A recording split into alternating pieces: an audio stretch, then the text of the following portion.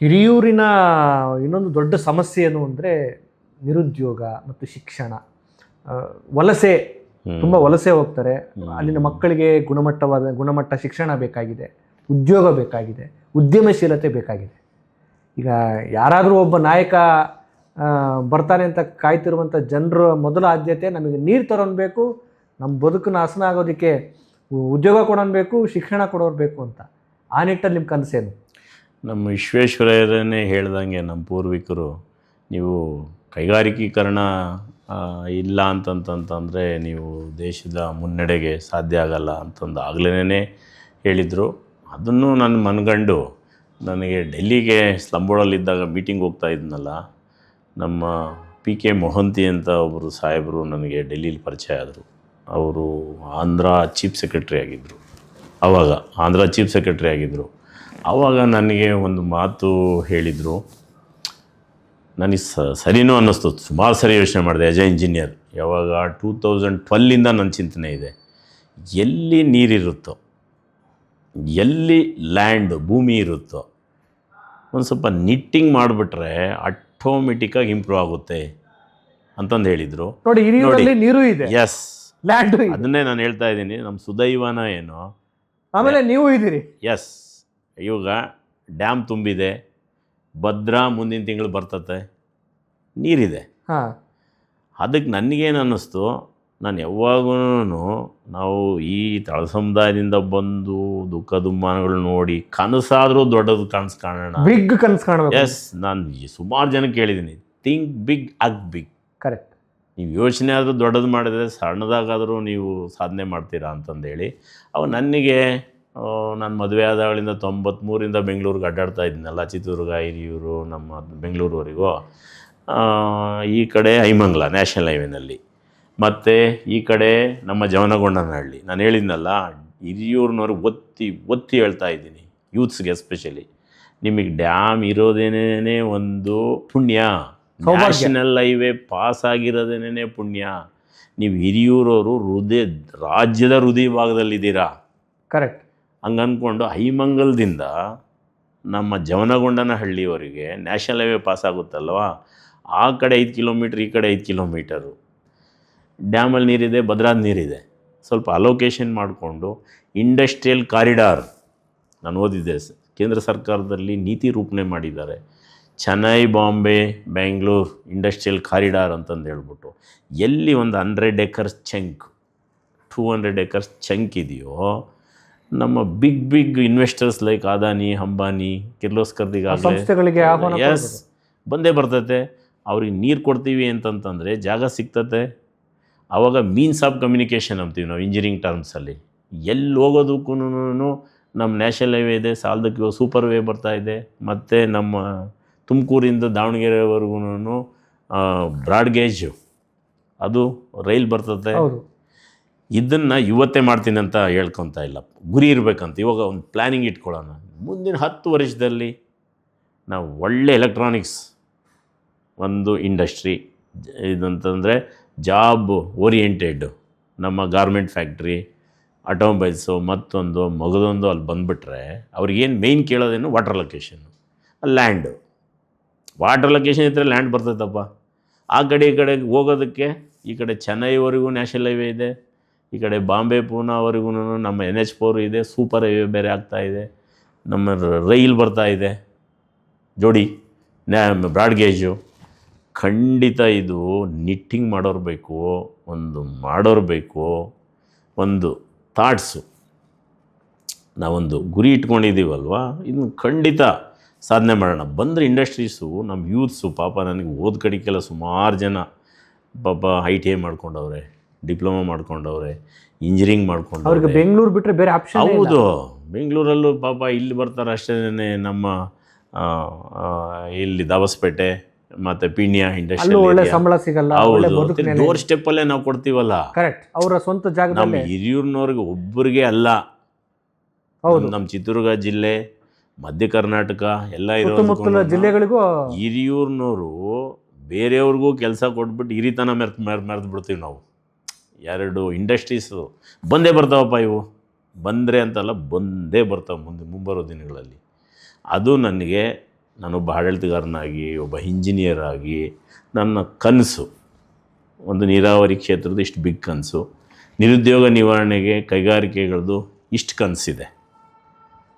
But ಇನ್ನು ಮುಂದುವರೆದಂತೆ ಆರೋಗ್ಯ ಬಹಳ ಮುಖ್ಯ. ಆರೋಗ್ಯ ಮತ್ತು ಶಿಕ್ಷಣ ಶಿಕ್ಷಣ ನಾನು ಹೇಳಿದ್ನಲ್ಲ, ಇವತ್ತು ನಾನು ಏನಾದರೂ ಅಲ್ಲಿ ನನ್ನ ಬಾಲ್ಯದಲ್ಲಿ ಕೆಲವು ಜ್ಞಾಪಿಸ್ಕೊಳ್ಳಿಲ್ಲ. ನಮ್ಮ ತಂದೆಯರು ಇವತ್ತು ಪಾಪ ಇಲ್ಲ, ಒಂದು 5 ವರ್ಷದಿಂದ ಹೇಳ್ತಿದ್ರು.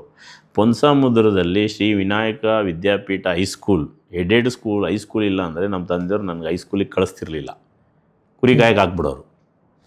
ಹಾಗಾಗಿ ಶಿಕ್ಷಣ ನಾನೇನೇ ಒಂದು ಉದಾಹರಣೆ ಅಂತಂದು ಅಂದ್ಕೊಂಡ್ರೂ ಚಿಂತೆ ಇಲ್ಲ. ಗುಣಾತ್ಮಕ ಶಿಕ್ಷಣ ಒಂದು ಬಂದರೆ ಯಾರಲ್ಲಿ ಏನು ಬರೆದಿದೆಯೋ ಪ್ರಯತ್ನ ಅಂತೂ ಮಾಡೋದಪ್ಪ. ಈಗ ನಾನು ಒಂದು ಗಮನಿಸಿದಾಗೆ ಒಬ್ಬ ಪತ್ರಕರ್ತನಾಗಿ ನಿಮ್ಮ ಈ ಜನಸಂಪರ್ಕ ಕಾರ್ಯಕ್ರಮಗಳನ್ನ ನೋಡಿದಾಗ ನೀವು ಹೆಚ್ಚು ಮಾತಾಡೋದು ಒಂದು ಮಹಿಳೆಯರ ಬಗ್ಗೆ ಮತ್ತು ಶಿಕ್ಷಣದ ಬಗ್ಗೆ. ಹೌದೌದು, ನೀವು ನಾನು ಗಮನಿಸಿದ್ದೀನಿ, ಮಹಿಳೆಯರ ಬಗ್ಗೆ ಬಹಳ ಒಂದು ಹೆಂಗರನ್ನ ಇಟ್ಕೊಂಡು ಮಾತಾಡ್ತೀವಿ. ನೀವು ಬರ್ರಮ್ಮ, ನೀವು ಬರಬೇಕು, ನೀವು ಬೆಳಿಬೇಕು, ನೀವು ಬೆಳೆದ್ರೆ ನಾವು ಅಂತ.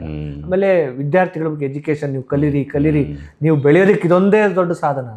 ಬಹುಶಃ ಈ ಎರಡನ್ನ ನೀವು ದೊಡ್ಡ ಮಟ್ಟಕ್ಕೆ ತಗೊಂಡೋಗ್ತೀರಿ ಅಂತ ನನಗೆ ಖಂಡಿತ. ಈಗ ಆಗಲೇ ಜನ್ಸಿಗಳು ಆ ವಿಚಾರದಲ್ಲಿ ನಿಮ್ಮನ್ನು ನಂಬೋದಾ, ನಿಮ್ಮ ಮೇಲೆ ನಿರೀಕ್ಷೆ ಇಟ್ಕೋಬೋದಾ ಅಂತ? ಖಂಡಿತ. ಯಾಕೆ ಅಂತಂದರೆ ನಾನು ಕ್ರೈಸಲ್ಲಿದ್ದಾಗ 2 ವರ್ಷ ಅಲ್ಲಿ ಕೆಲಸ ಮಾಡಿದ್ನಲ್ವಾ. ಈಗ ಹೆಚ್ಚು ಕಮ್ಮಿ 6ರಿಂದ 7 ರೆಸಿಡೆನ್ಷಿಯಲ್ ಸ್ಕೂಲ್ ಇದ್ದಾವೆ. ನಮ್ಮ ಜವನಗೊಂಡನಲ್ಲಿ ಒಂದಿದೆ, ಎಲ್ಕೆರೆಯಲ್ಲಿ ಒಂದಿದೆ, ಕಿತ್ತೂರು ರಾಣಿ ಚೆನ್ನಮ್ಮ ನಮ್ಮ ಐಮಂಗಲದಲ್ಲಿ ಒಂದಿದೆ, ನಮ್ಮ ಮಾರಿಕಣಿಮೆ ಹತ್ರ ಒಂದಿದೆ, ದೇವ್ರಕೋಟದಲ್ಲಿ 4 ಇದ್ದಾವೆ, ಒಂದೇ ಕಡೆಗೆ ಹಾಕಿದ್ದಾರೆ. 8 ರೆಸಿಡೆನ್ಷಿಯಲ್ ಸ್ಕೂಲ್ ಇದ್ದಾವೆ. ಒಂದು ರೆಸಿಡೆನ್ಷಿಯಲ್ ಸ್ಕೂಲಲ್ಲಿ 250 ಜನ ಮಕ್ಕಳು ಓದ್ತಾರೆ ಅಲ್ವಾ. ಈಗ 8 ರೆಸಿಡೆನ್ಷಿಯಲ್ ಸ್ಕೂಲಿಂದ 2,000 ಜನ ಮಕ್ಕಳು ಓದ್ತಾ ಇದ್ದಾರೆ. ಅಲ್ಲಿ ನಾನು ಆಗಲೇ ಹೇಳ್ದಂಗೆ ಕ್ವಾಲಿಟಿ ಎಜುಕೇಷನ್ ಕಡೆ ಫೋಕಸ್ ಮಾಡಿದ್ರೆ ಇನ್ಫ್ರಾಸ್ಟ್ರಕ್ಚರ್ ಸೂಪರಾಗಿ ಕೊಟ್ಬಿಟ್ಟಿದ್ದೀವಿ. ಅಕಾಡೆಮಿಕ್ಕು ನನಗೇನಿದೆ ಅಂತಂತಂದರೆ, ನಾನು ಆರಿಸಿ ಬಂದ ಮೊದಲನೇ ದಿನವೇ ನಾನು ಐಮಂಗಲ ಹೆಣ್ಣು ಮಕ್ಕಳು ಸ್ಕೂಲ್ಗೆ ವಿಸಿಟ್ ಮಾಡಬೇಕು, ಅವ್ರ ಒಟ್ಟಿಗೆ ಸಹಭೋಜನ ಮಾಡಬೇಕು. ಅಲ್ಲಿ ಕ್ವಾಲಿಟಿ ಎಜುಕೇಷನ್ ಬಗ್ಗೆ ನಾನು ಹೇಳಬೇಕು. ಆನ್ ಪಾರ್ ವಿತ್ ನವೋದಯ, ದುಡ್ವಳ್ಳಿ ಹತ್ರ ನವೋದಯ ಇದೆಯಲ್ವಾ ಸೆಂಟ್ರಲ್ದು, ಅದೇ ಥರನೇ ಇಲ್ಲಿ ಅಕಾಡೆಮಿಕ್ ಇಂಪ್ರೂವ್ ಮಾಡಿದ್ರೆ, ಅದರಲ್ಲೂ ತಳ ಸಮುದಾಯದವರು ಪಾಪ ಶಿಕ್ಷಣ ಅವ್ರಿಗೊಂದು ರೀತಿ ಗಗನ, ಫೀಸ್ ಕೊಟ್ಟು ಕಟ್ಟೋಕ್ಕೆ ಆಗಲ್ಲ. ನಾನು ಇದ್ದೀನಲ್ಲ, ನನಗೆ ಡಿಪ್ಲೊಮೋದಲ್ಲಿ ಹಾಸ್ಟೆಲ್ ಫೀಸ್ ಕಟ್ಟಬೇಕಾದ್ರೆ ನಮ್ಮಪ್ಪ ಮೇಕೆ ಮಾರಿ ಕಳಿಸ್ಬಿಡೋನು, ಕಣ್ಣ ನೀರು ಬರೋವು ನನಗೆ. ಆ ತಾಯಿ ಮತ್ತು ಇವ್ರನ್ನ ಬೇರ್ಪಡಿಸ್ತಾರೆ ನೋಡಿ. ಹೌದು, ಅದು ಆ ಸಂಬಂಧನೇ ಬೇರೆ ಬಿಡಿ. ಎಸ್, ಮರಿ ಮತ್ತು ತಾಯಿಗೆ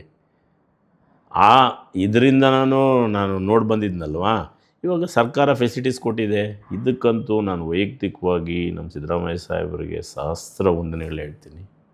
94ರಲ್ಲಿ ಮುರಾರ್ಜಿ ಕಾನ್ಸೆಪ್ಟ್ ತಂದ್ರಲ್ಲ, ಎಷ್ಟು ಜನ ತಳ ಸಮುದಾಯಗಳಿಗೆ ಅನುಕೂಲ ಆಗಿದೆ. ಇವತ್ತು ಎಷ್ಟು IITಗೆ ಹೋಗ್ತಾ ಇದ್ದಾರೆ, JEEನಲ್ಲಿ ಇಂಟ್ರೆಸ್ಟ್ ತೊಗೊತಾ ಇದ್ದಾರೆ. ಬಲವಾದ ನಂಬಿಕೆ ಇದೆ, ಇದಂತೂ ನಾನು ಬಿಡಲ್ಲ. ಯಾರೇ ನಮ್ಮ ಸಮಾಜ ಕಲ್ಯಾಣ ಮಿನಿಸ್ಟರ್ ಆಗಿರಲಿ, ಹೋಗಿ ವೈಯಕ್ತಿಕವಾಗಿ ಮುಂದಿನ 10 ವರ್ಷದಲ್ಲಿ ನಮ್ಮ ಪಕ್ಷ ತಳ ಸಮುದಾಯಗಳ ಇಂದ ನಂಬ್ಕೊಂಡು ಬಂದಿರೋ ಪಕ್ಷ, ಅವ್ರ ಏಳಿಗೆಗಾಗಿರೋ ಪಕ್ಷ. ನೀವು 820 ಶಾಲೆಗಳಿಗೂ ಅಕಾಡೆಮಿಕ್ ಇಂಪ್ರೂವ್ ಮಾಡಿರಿ. ನಾವು ಇನ್ಫ್ರಾಸ್ಟ್ರಕ್ಚರ್ ಕೊಟ್ಬಿಟ್ಟಿದ್ದೀವಿ. ಅಕಾಡೆಮಿಕ್ ಇಂಪ್ರೂವ್ ಮಾಡಿದ್ರೆ ಮುಂಬರೋ ದಿನಗಳು ಒಂದು ಸಾಮಾಜಿಕ ಕ್ರಾಂತಿ ಖಂಡಿತ ಆಗ್ತದೆ. ವಿದ್ಯಾರ್ಥಿಗಳು ಈ ರಾಜ್ಯದಲ್ಲಿ ಹೌದು ನಂಬಿಕೆ ಇಟ್ಕೋಬೋದು. ಅದು ಸ್ಟಾರ್ಟ್ ವಿತ್ ನನ್ನ ಚಿಂತನೆ ಹೌದು. ಆ ನೋವು ಬಂದಿರೋನಾಗಿ ಫಸ್ಟು ನಮ್ಮ ಹಿರಿಯೂರು ತಾಲೂಕು ಇರ್ತಕ್ಕಂಥ 8 ಸ್ಕೂಲುಗಳಿಗೂ ಅಕಾಡೆಮಿಕ್ ಇಂಪ್ರೂವ್ಮೆಂಟು ಮಾಡೋದೇ ಫಸ್ಟ್ ಸ್ಟೆಪ್ ನನಗೆ. ಅಕಾಡೆಮಿಕ್ಕು ಅಲ್ಲಿ ಎಲ್ಲ ಸೌಲಭ್ಯನೂ ಇದೆ, ಪ್ರಿನ್ಸಿಪಲ್ ಇದ್ದಾರೆ, ಎಲ್ಲ ಗುತ್ತಿಗೆಯಲ್ಲೇನೋ ಟೀಚರ್ಸ್ ಇದ್ದಾರೆ. ಅದರಲ್ಲೂ ಇಂಗ್ಲೀಷು ಹೇಳ್ಕೊಡೋರು. ಹೆಣ್ಮಕ್ಳ ಹತ್ರ ನಾನು ಯೂಶ್ವಲಿ ನಮ್ಮ ಹಟ್ಟಿಗಳಲ್ಲಿ ಇರ್ತಕ್ಕಂಥ ಹೆಣ್ಮಕ್ಳ ಹತ್ರ ನಾನು ಇಂಗ್ಲೀಷಲ್ಲೇ ಮಾತಾಡೋದು. ಆವಾಗ ಅವ್ರ ಸ್ಟ್ಯಾಂಡರ್ಡ್ ಏನಿದೆ, ಎಲ್ಲಿದೆ. ಸುಮಾರು ಕಡೆ ನಾನು ಹೋದಾಗ ಧರ್ಮಪುರದಲ್ಲಿ ನೋಡಿದೆ, ಅಲ್ಲಿ ಇನ್ನೊಂದು ಕಡೆಗೆ ನಮ್ಮ ಹೆಣ್ಮಕ್ಳ ಹತ್ರ ಮಾತಾಡಿದೆ. ಒಂದು ಹುಡುಗರು ಸ್ವಲ್ಪ ಆಕ್ಟಿವಾಗಿ ಮಾತಾಡಿದ್ರು, ಸಿದ್ದೇಶ ಇದ್ನಲ್ಲ ಪಾಪ ಅವ್ರ ರಿಲೇಷನ್ಸ್ ಅಂತೆ. ಆವಾಗ ಒಂದು ಸ್ವಲ್ಪ ಈಸ್ನಿಂಗ್ ಆಗ್ತಾರೆ. ನಾನಂತೂ ನಂಬಿರೋದು ಗುಣಾತ್ಮಕ ಶಿಕ್ಷಣ. ನಮ್ಮ ಎಫರ್ಟಿಂದ ಎಲ್ಲರೂ 2,000 ಜನನೂ ಆಗ್ತಾರೆ ಅಂತ ನಾನು ಹೇಳಲ್ಲ, ಅಟ್ಲೀಸ್ಟ್ 200 ಜನ ಏನಪ್ಪ ಅಟ್ಲೀಸ್ಟ್ 100 ಜನ per year 50 members IIT JEE entrance ತಗೊಂಡ್ರೆ NITಗೆ ತಗೊಂಡ್ರೆ ಕರೆಕ್ಟ್. ನಮ್ಮ RV ಇಂಜಿನಿಯರಿಂಗ್ ಕಾಲೇಜ್ ತಗೊಂಡ್ರೆ ಅದಕ್ಕಿಂತ ಇನ್ಯಾವುದಿದೆ, ಅದಂತೂ ಖಂಡಿತ ಮಾಡ್ತೀನಿ.